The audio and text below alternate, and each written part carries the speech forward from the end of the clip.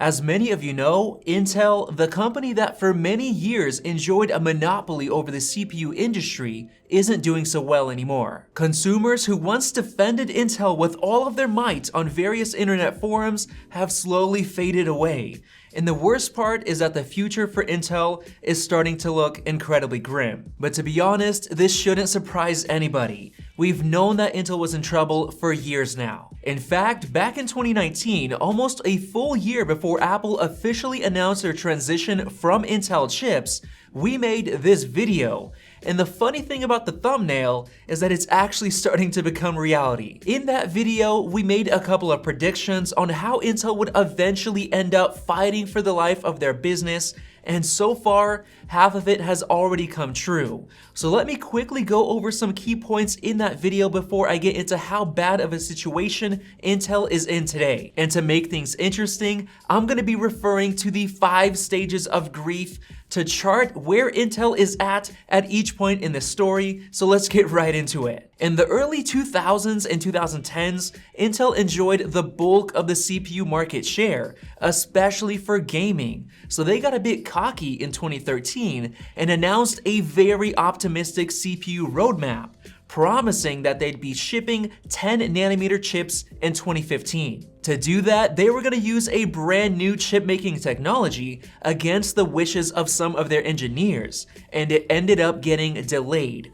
over and over and over again, all the way out to 2019. By the way, Intel was in the first stage of grief during that time, denial. Now, while that was happening, AMD came out of the shadows with their impressive Ryzen and Threadripper CPUs, which caused some serious pain to Intel. And we know this because Intel started lowering the prices of their chips to compete with AMD. On top of that, within just a couple of years, Intel very quickly upped the core count on their desktop chips from 4 cores all the way up to 10, trying to keep up with AMD, all while using the same old 14nm chip architecture. This actually caused a lot of pain for Apple because the company literally redesigned their 2016 super thin and light MacBook Pro with Intel's 10nm chips in mind, which were supposed to be ready by 2015, but they weren't.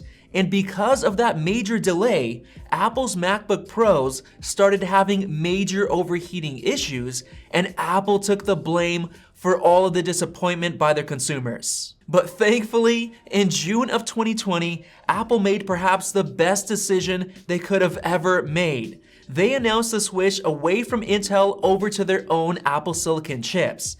Essentially, the same chips that come in an iPad or an iPhone, just souped up for high performance. And now we know just how good of a decision that was by Apple because Intel's brand new 11th gen desktop CPUs are still being built on a 14nm process, which is just shameful at this point. And by the way, 11 days before Apple announced the transition, Intel's lead chip architect resigned, showing that they knew this was coming. And at this point in the story, they were well into the anger stage of their grief. And then of course, later in 2020, Apple revealed their new M1 chip.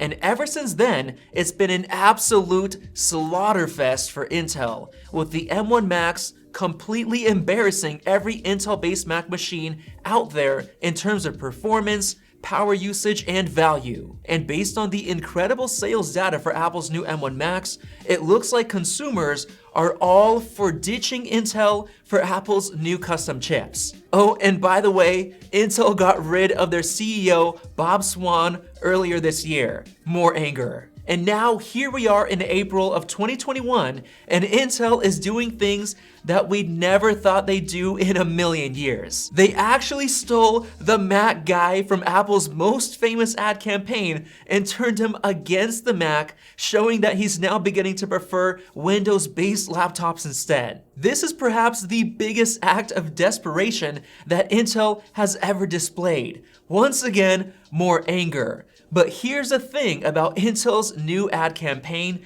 that many people don't realize. Intel doesn't actually make Windows-based laptops. They simply make chips for any platform that wants them. So they made an ad campaign against Apple products, even though they don't make any hardware products of their own. To be honest, it should have been Microsoft, the creators of Windows, who ran this ad campaign and not Intel, which is ironic. So Intel is basically sucking up to Microsoft and Windows-based laptop makers, which shows how desperately Intel wants to keep their business. Just look at this image telling you to quote, "Go PC."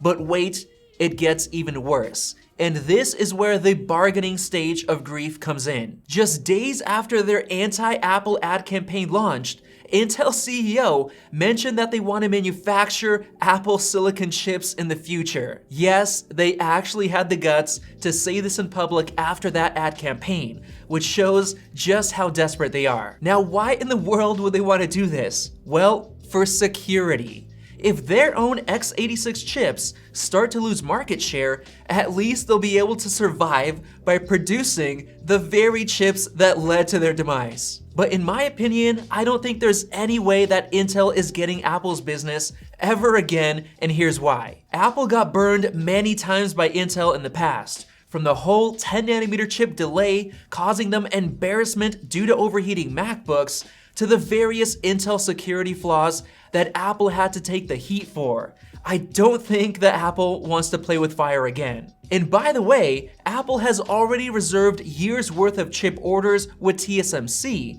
the most advanced chip maker in the world, which seems to be the most resilient to the global chip shortage that we're currently going through. And since Apple is TSMC's #1 customer, they will do everything possible to keep up with the chip demand specifically for Apple. So there's really no point for Apple to go with Intel, especially since they're behind in terms of chip making technology. So yeah, Intel is desperate. And the worst part of all is that Apple is just getting started. Yes, the M1 Macs are killing it, but it's the M1X MacBook Pros which are gonna revolutionize the entire industry and finally put the last nail in Intel's coffin and put them into the next stage of grief, depression. So let's get into why the future looks so grim for Intel. Right now, in 2021, laptop manufacturers have already started to offer AMD CPU models alongside Intel versions of their laptops. So Intel is already losing market share on that front. But on the other side, Apple's M1 Macs are so impressive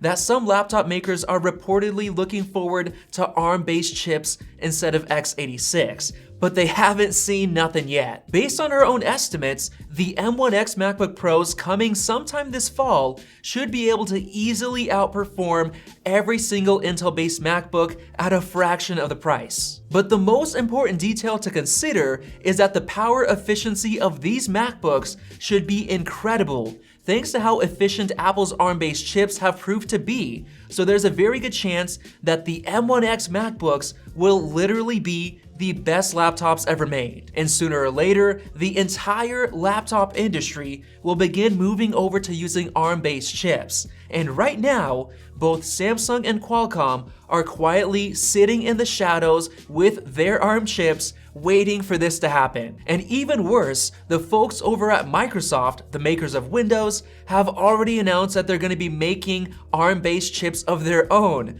And going even further, they've been focusing more and more on updating their ARM-based version of Windows ever since Apple announced their transition. This is very bad news for Intel because if Microsoft makes the switch to ARM-based chips, it's going to show where the entire industry is moving, since Microsoft will be incentivized to make the ARM version of Windows the best that it can be to compete with Apple. So if the entire industry begins transitioning to ARM-based chips, then Intel is basically screwed because their 13th generation Raptor Lake chips coming in 2022 seem to still be using the same x86 10nm process as the 12th gen Alder Lake, which by the way, isn't even here yet. This puts Intel in the worst possible position because it's clear that they're still not working on ARM-based designs. If they were, they would have already announced it in an attempt to make their investors happy, but they didn't. And by far, the worst thing is that their main competitor, AMD, is reported to be already working on some ARM-based chips of their own to battle Apple's M chips. So when Intel does eventually announce that they're working on ARM chip designs, it's probably going to be too late. Now, I know that some of you are going to say that Apple was only a small part of Intel's business, so it's not really going to matter sales-wise, but one thing is very clear. The user sentiment towards Intel has been rapidly changing to the negative side, and that is more important than anything else. And just in case you're gonna say that the bulk of Intel's business is actually the server or workstation market, I've got some more bad news for you. The fastest servers in the world are already using ARM-based designs, and Intel's future Xeon roadmap is purely x86 based. And here is where the other side of the danger lies. Companies who host massive servers require many computers, which causes a couple of problems that need to be dealt with. First, there's a huge amount of power that's required to run the computers. And second, there's the huge amount of heat that the computers output, so they need massive cooling systems in order to keep them cool, which also use tons of power. We already showed this off when we compared the performance per watt of Apple's M1 Mac Mini to the Intel-based Mac Pro. The difference is massive. So if ARM-based chips require less power and less cooling while still having awesome performance, why wouldn't the server or workstation industry move over to ARM? They're gonna save massive amounts of cash just in electricity and cooling expenses alone. Scaleway is already offering cloud services using Apple M1 Mac Minis for only 12 cents an hour, compared to Amazon's web services, which use Intel Mac Minis for over $1 an hour. And people are already surprised by the price, and it's all due to the power savings of the M1 chip. Oh, and by the way, Amazon has already announced that they're gonna have M1 Mac Minis available soon as well. So it looks like the server industry is already slowly beginning to switch to ARM. So to sum up this entire video, Apple basically triggered the death of Intel with their Apple Silicon transition.